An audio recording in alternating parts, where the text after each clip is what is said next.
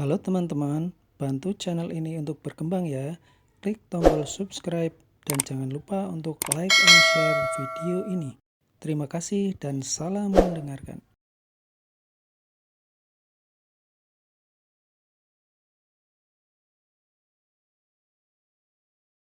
Bab 45. Jebakan. Chloe terdiam beberapa saat, lalu bertanya dengan suara rendah. Apa kamu benar-benar punya cara untuk membalaskan dendam hari ini? Ya? Tapi butuh kerjasamamu. Kita bicarakan saja di dalam. Chloe terdiam beberapa saat sebelum akhirnya membuka pintu dan mengizinkan Hawik masuk. Di sisi lain, di rumah Angel. Valentino, sepertinya kamu salah paham tentang Chloe. Kamu sepertinya tidak menyukainya. Angel melirik Valentino dan menanyakan keraguannya. Ya. Valentino berhenti sejenak kemudian berkata, Jauhi dia, kalian tidak cocok.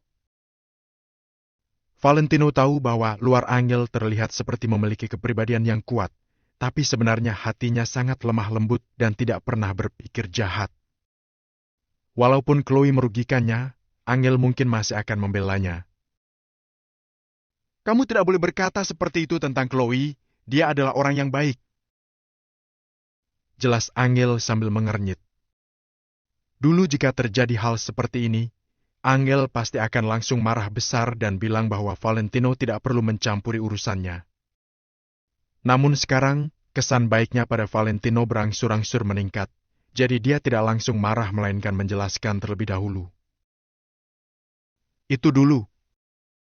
Ada beberapa orang, ketika posisimu lebih buruk darinya, mereka akan sudi berhubungan denganmu. Tapi kalau kamu yang lebih baik, mereka tidak bisa hanya duduk diam. Valentino berkata dengan santai. Dari masa kanak-kanak hingga dewasa, Valentino sudah mengerti prinsip di dunia ini, jadi dia sangat akurat dalam menilai orang. Dia percaya penilaiannya sendiri, tapi Angel jelas tidak akan mempercayainya. Karena bagaimanapun juga, Angel dan Chloe sudah berteman baik selama bertahun-tahun. Bagaimana mungkin? Chloe bukan orang yang seperti itu.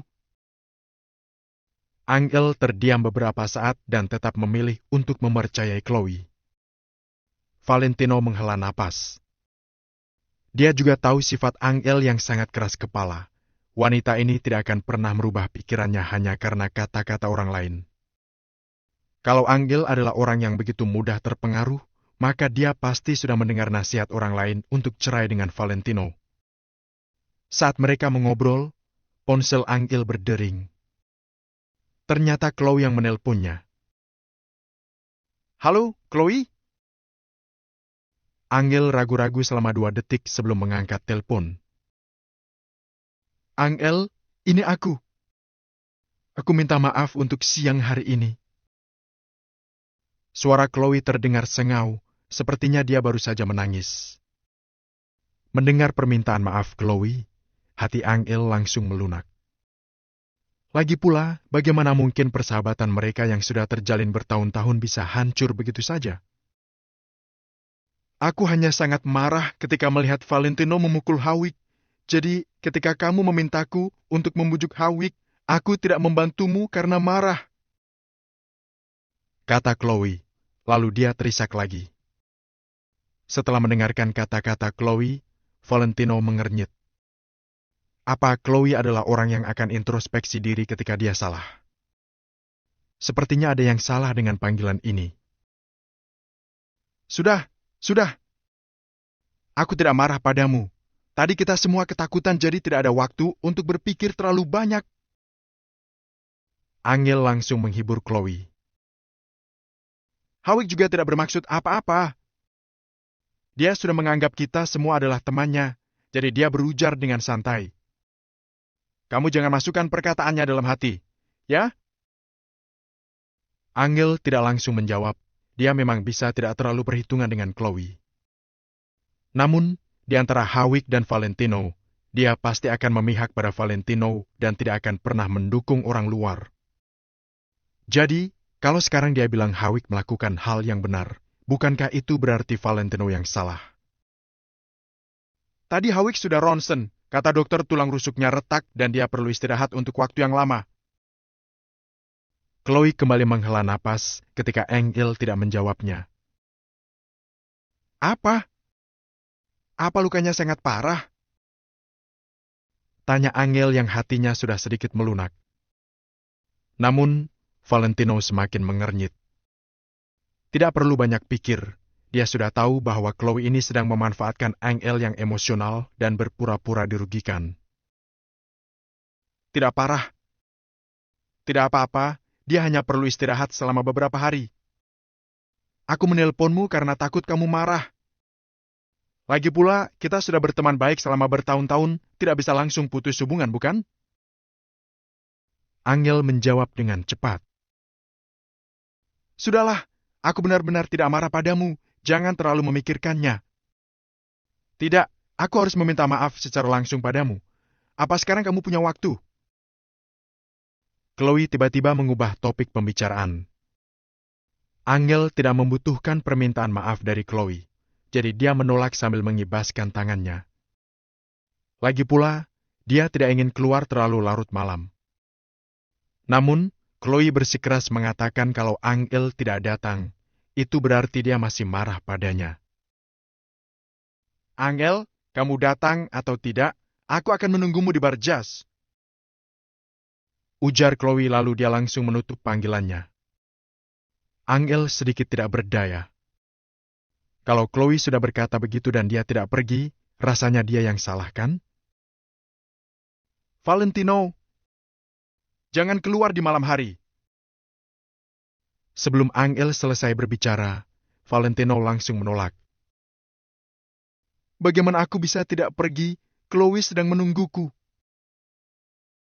Angel juga sedikit tidak berdaya. Haha, sepertinya ini adalah jebakan. Valentino sangat mempercayai intuisinya. Chloe pasti sudah merencanakan sesuatu. Valentino! Angel berteriak dengan marah. Aku tidak tahu ternyata kamu adalah orang yang mempermasalahkan masalah kecil. Chloe itu hanya seorang wanita. Untuk apa kamu begitu perhitungan dengannya? Lagi pula, Chloe sudah minta maaf pada kita. Apalagi yang kamu mau? Valentino menatap Angel dengan serius sambil berkata, Angel, percayalah padaku, aku pasti tidak akan menyakitimu. Chloe juga tidak akan menyakitiku. Kami sudah berteman selama bertahun-tahun, lebih lama dari aku mengenalmu. Jawab Angel dengan keras kepala. Valentino terdiam ketika mendengar kata-kata itu. Dia benar-benar tidak ingin berhubungan dengan Chloe dan yang lainnya, tapi Angel jelas sangat peduli dengan hubungannya dengan Chloe. Lupakan saja, kamu tidak perlu menemaniku. Aku akan pergi sendiri. Angel berdiri dan hendak beranjak pergi. Valentino menggelengkan kepalanya. Dia benar-benar khawatir kalau Angel pergi ke bar sendirian di malam hari. Aku akan menemanimu. Ujar Valentino sambil bangkit berdiri. Ya sudah, ayo cepat. Angel menyunggingkan senyum. Dia tahu Valentino tidak akan membiarkannya keluar sendirian. Valentino menghela napas pelan. Angel ini benar-benar membuatnya tidak berdaya. Namun, tidak apa-apa. Jangankan jebakan seperti ini, meski medan yang harus dihadapinya adalah lautan pedang dan api. Kalau Angel memang ingin pergi, Valentino pasti akan menemaninya. Bar jazz. Saat malam tiba, kehidupan malam milik anak muda juga dimulai. Di bawah sinar warna-warni lampu di dalam bar, terdengar musik DJ dimainkan. Lebih dari selusin gadis menampilkan tarian seksi di atas panggung. Pria dan wanita di tengah lantai dansa menggoyangkan kepala mereka dengan semangat sambil memutar tubuh mereka mengikuti irama musik. Suasana di dalam sangat meriah, panas, dan energik. Di meja teratas dengan posisi terbaik di bar jazz, Hawik, Chloe, dan sekitar 5-6 orang muda berpakaian bagus sedang saling bersulang dan bertukar minum. Meja ini sangat besar dan menempati posisi terbaik di seluruh bar, juga yang paling dekat dengan panggung besar di tengah. Meja ini juga dikelilingi oleh beberapa meja dengan bentuk yang sama, tapi dengan ukuran lebih kecil. Jadi posisinya seperti bulan yang dikelilingi bintang-bintang. Semua tahu bahwa orang yang bisa duduk di posisi ini bukan hanya orang kaya, tapi juga orang yang berkuasa. Minuman yang tak terhitung jumlahnya diletakkan di atas meja kristal dan memenuhi permukaan meja. Chloe dan Hawik duduk bersama sambil tersenyum ceria. Tapi tidak terlihat lagi raut sedih Chloe seperti saat menelpon dengan Angel. Bab 46. Apa yang dinamakan perbedaan? Di depan mereka berdua, kurang lebih ada 5 atau 6 pemuda dan masing-masingnya ditemani 2 wanita cantik. Mereka semua tertawa terbahak-bahak. Beberapa tamu bar yang mengenal pemuda-pemuda itu terlihat sedikit menjauh dari mereka. Para pemuda ini adalah orang terkenal di kota Neo. Mereka adalah tokoh terkemuka di lingkungan generasi kedua di kota Neo. Siapa yang berani cari gara-gara dengan mereka? Sama seperti anak orang kaya pada umumnya, mereka tentu saja bersikap sangat angkuh. Kunci mobil mewah mereka sengaja diletakkan di meja, lalu mereka tertawa dengan kencang seolah-olah tidak ada orang lain di sana. Hawik yang sebelumnya berlagak sombong di depan Valentino, sekarang malah memuji-muji orang-orang ini. Hawik, ternyata kamu kenal banyak orang hebat, ya? Chloe sendiri kaget akan fakta ini. Haha. Kenal dengan bos klub kebugaran yang miskin itu masih bukan apa-apa. Lihat saja Tuan Muda Rain dan teman-temannya ini. Satu mobil mereka saja sudah bisa untuk membeli sebuah pusat kebugaran. Hari ini akan kubuat Valentino mengerti apa yang dinamakan kesenjangan. Hawik tersenyum dingin dan langsung menenggak habis setengah gelas Royal Salute dalam satu tegukan. Tapi Valentino itu pandai sekali berkelahi. Bagaimana kalau dia sampai tersinggung dan main tangan? Chloe sedikit khawatir. Bagaimanapun juga, dia sudah melihat dengan mata kepalanya sendiri kekuatan Valentino yang sangat menakutkan itu. Masalahnya, memangnya dia berani menyentuh putra-putra orang kaya ini? Atau jangan-jangan dia tak ingin tinggal lagi di kota Neo? Sekalipun dia itu menantunya keluarga Kusuma tidak akan pernah mau memprovokasi begitu banyak putra keluarga kaya hanya untuk pecundang itu. Hawik terdengar sangat percaya diri. Dia pasti sudah mencari tahu tentang latar belakang Valentino, makanya dia berani kembali berhadapan dengan Valentino. Menantu pecundang itu berani berlagak di hadapanku, Hawik Sugiharto? Kalau begitu, kamu tidak bisa lagi tinggal di kota Neo? Chloe lega mendengarnya. Valentino pasti tidak akan berani menghajar putra-putra orang kaya ini. Mana ada putra keluarga kaya itu yang kekayaannya kurang dari ratusan miliar? Jangankan Valentino, bahkan keluarga Kusuma juga tak berani menyinggung mereka. Selama ini Angel selalu berhasil kukalahkan.